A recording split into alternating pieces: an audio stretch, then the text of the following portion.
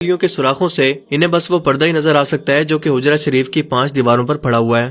اس طرح سلام پیش کرنے والے زائرین اور آپ صلی اللہ علیہ وآلہ وسلم کی قبر مبارک کے درمیان صرف چند گز کا فاصلہ ہوتا ہے، لیکن انہی چند گز کے فاصلوں کے درمیان تقریباً 4 دیواریں بنی ہوئی ہیں۔ ایک سنہری جالیوں والی دیوار، دوسرا 5 کونوں والی دیوار، تیسرا 5 کونوں والی دیواریں اور چوتھی وہ 4 دیواری جو کہ آپ کے اصل حجرے یا آپ کے گھر کی دیوار تھی، جہاں تک پچھلے 1300 سال سے کوئی نہیں جا سکا سوائے 2 موقع کے۔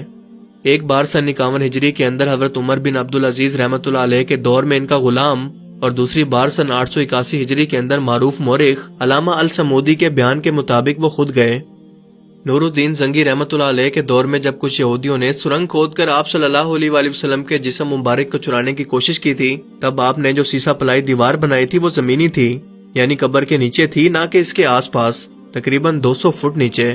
اور جو واقعہ میں پاؤں نظر آیا تھا وہ بھی سرنگ کے ذریعے ہی نظر آیا تھا، نہ کہ قبر مبارک کی طرف سے۔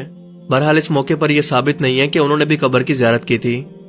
کہا جاتا ہے کہ سن 91 ہجری سے لے کر سن 881 ہجری تک تقریباً 800 صدیاں کوئی بھی شخص آپ صلی اللہ علیہ وآلہ وسلم کی قبر مبارک کو نہیں دیکھ پایا۔ اس کے بعد سن 881 ہجری میں حجرہ مبارک کی دیواروں کے بوسیدہ ہو جانے کی وجہ سے ان کی دوبارہ تعمیر کرنا پڑی۔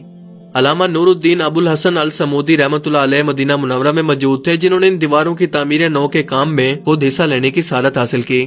وہ لکھتے ہیں کہ 14 شعبان سن 881 ہجری کو یہ 5 دیواریں مکمل طور پر گرا دی گئیں، جس کے بعد دیکھا گیا کہ اندرونی 4 دیواروں کے اندر بھی دراڑیں پڑ چکی ہیں، تو ان کو بھی گرا دیا گیا۔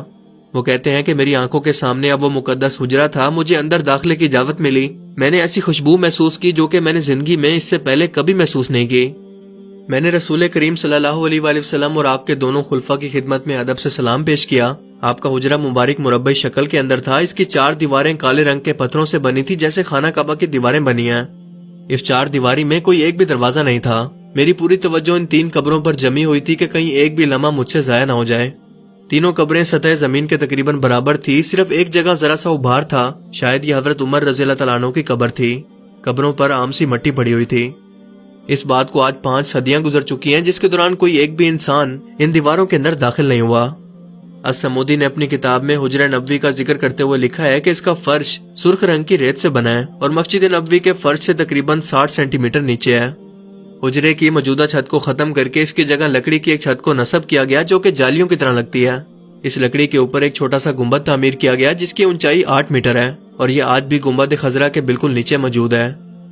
علامہ السمودی کی وفات ہوئی 911 ہجری میں، اور سن 881 ہجری یا 1470 عیسوی سے لے کر اب تک تقریباً 550 سال کے عرصے میں کوئی ایک بھی انسان نبی پاک صلی اللہ علیہ وآلہ وسلم کی قبر مبارک کی زیارت نہیں کر سکا۔ اب یہ سب کچھ سن کر ایک عام مسلمان کے دماغ میں یہ سوال پیدا ہو سکتا ہے کہ ایسا بھلا کیوں ہے؟ ان سب رکاوٹوں یا دیواروں کو ہٹا کر آپ صلی اللہ علیہ وآلہ وسلم کی قبر مبارک کو ہر ایک مسلمان کی زیارت کے لیے کیوں نہیں کھول دیتے؟ تو اس کا جواب یہ ہے کہ یہ آپ صلی اللہ علیہ وآلہ وسلم کی خود کی خواہش تھی کہ آپ نے اللہ تعالیٰ سے دعا فرمائی تھی کہ اے اللہ میری قبر کو لوگوں کے لیے سجدہ گاہ مت بننے دینا۔ یہ چیز آپ نے خود اللہ تعالیٰ سے مانگی تھی جو کہ آپ کو عطا کی گئی۔ لیکن آپ بھی سوچتے ہوں گے کہ ایسا بھلا کس لیے؟ اس لیے تاکہ یہود و نصارہ کی طرح نبی پاک صلی اللہ علیہ وآلہ وسلم کی قبر کو بھی مسلمان پوجنے کی جگہ یا سجدہ کرنے یا عبادت کرنے کی جگہ نہ بنا لیں۔ آج ذرا اپنے آس پاس نظر دوڑائیں کہ کیا کسی مشہور بابا جی یا کسی اولیاء اللہ کے مزار پر یا خانقاہ پر کیا کچھ نہیں ہو رہا؟ کیا ان کی قبروں پر مزار بنا کر گمراہ مسلمانوں نے اسے سجدہ کرنے اور مانگنے کی جگہ نہیں بنا لیا؟ تو سوچیں کہ آپ صلی اللہ علیہ وآلہ وسلم جن کا رتبہ دنیا کے تمام انسانوں اور نبیوں سے افضل ہے، آپ کی قبر کو اگر عام مسلمانوں کے لیے کھول دیا جاتا تو کیا یہ سجدہ گاہ یا گمراہ لوگوں کے لیے عبادت کی جگہ نہ بن چکی ہوتی؟ اسی لیے آپ صلی اللہ علیہ وآلہ وسلم یہ بات پہلے سے جانتے تھے، جس کی حکمت ہمیں آج سمجھ میں آتی ہے۔ اللہ تعالیٰ ہمیں سمجھنے کی اور نیک عمل کرنے کی توفیق عطا فرمائے، آمین۔